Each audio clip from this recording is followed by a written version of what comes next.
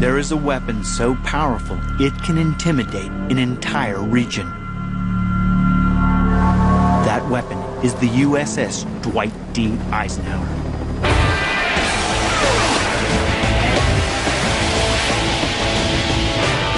The Eisenhower, nicknamed the Ike, is one of the Navy's 9 Nimitz-class supercarriers. There is no ship on Earth that carries more firepower.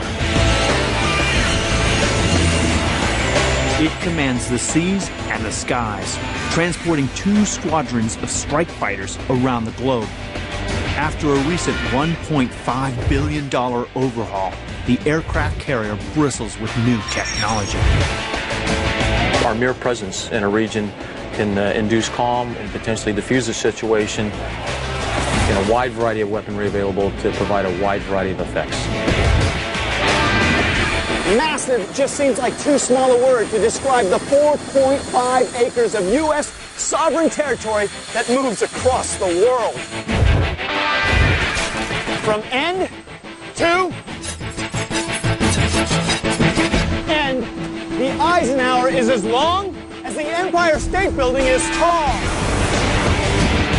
At 1,000 feet long and rising 24 stories above the waves, the USS Eisenhower is master and commander. It dominates wherever it travels, controlling 6 million cubic miles of airspace and an incredible 150,000 square miles of ocean. That's about the size of California.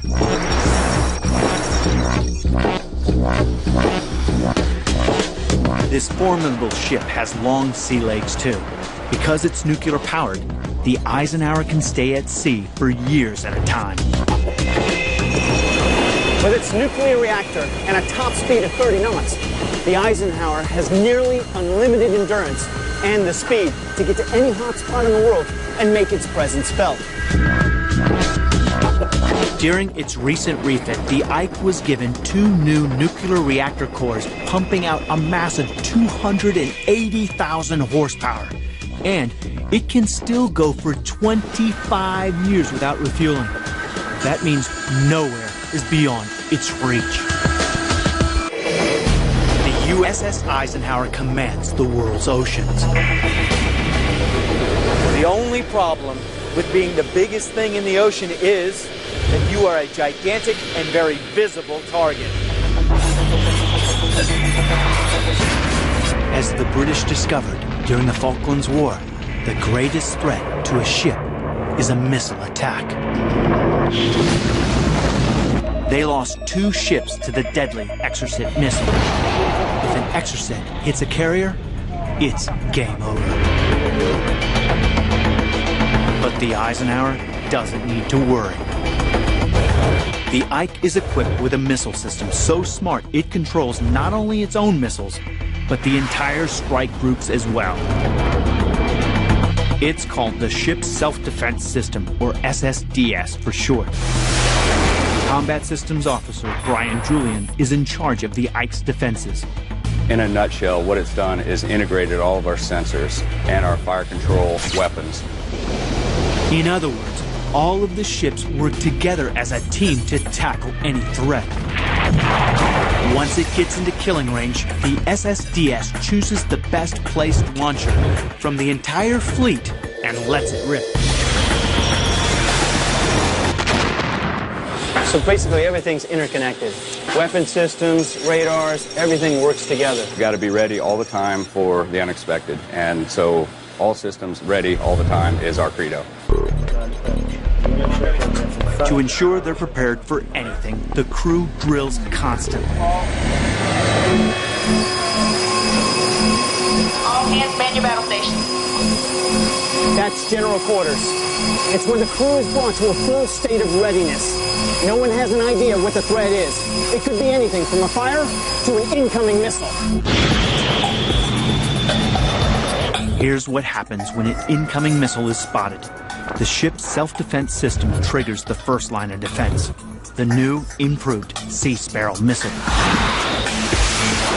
It's faster, with a bigger warhead and even greater range. It can even obliterate high-speed sea-skimming cruise missiles. Once you fire one of the Sea Sparrow missiles, how long does it take to get to the target? It's a supersonic missile. It flies pretty fast. Seconds. Wow.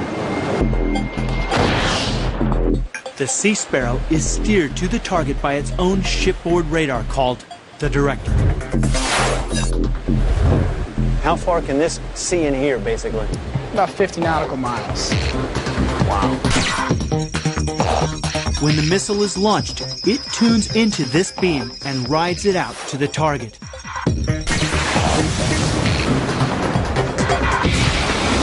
The Sea Sparrow can intercept a target up to 13 miles away. It's fast, flying at supersonic speeds to take out its target using an explosive warhead. So you guys pick up a missile that's about 13 miles out, and then you make a determination. How fast would that all take place? I've seen engagements take less than 12 seconds up to 38 seconds from start to finish. The launcher is also packed with missiles, 8 of them. The Sea Sparrow missile gives you 8 opportunities to stop an incoming threat. And trust me, when you're talking about a cruise missile coming at you, you need that big a safety net. Okay, worst case scenario. What happens if an incoming threat slips through the net? Previously, the Ike relied upon a weapon called the phalanx.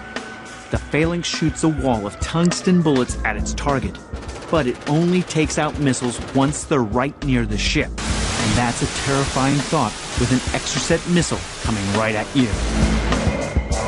The Ike needed a last line of defense that could strike faster and sooner. So, as part of its refit, a powerful new rapid reaction missile system made its debut. It's called the RAM. It's short for Rolling Airframe Missile, and it can go faster and further than the phalanx. Fire Controlman Second Class Robert Delahunt and his RAM team have just seconds to react. RAM is absolutely vital because it's our second umbrella of defense. It's our second level of defense on board Ike. It's a fast attack, high rate of fire missile system. 100% accurate. Really? Yes. After launch, the missile spins at high speed, where its wings pop out to help it fly straight. It's accurate and deadly. The RAM uses Sidewinder technology. 21 can be fired in batches of 3. They're used against any airborne threat, from hostile aircraft to missiles fired from an enemy ship. How do you feel about the RAM personally? RAM, it lets me sleep at night. Yeah? Yes. Having the RAM means that the aircraft carrier is no longer a gigantic sitting duck at sea, and the crew has 21 reasons to feel safer. Its simple but superior technology makes it capable of decimating any incoming air attacks.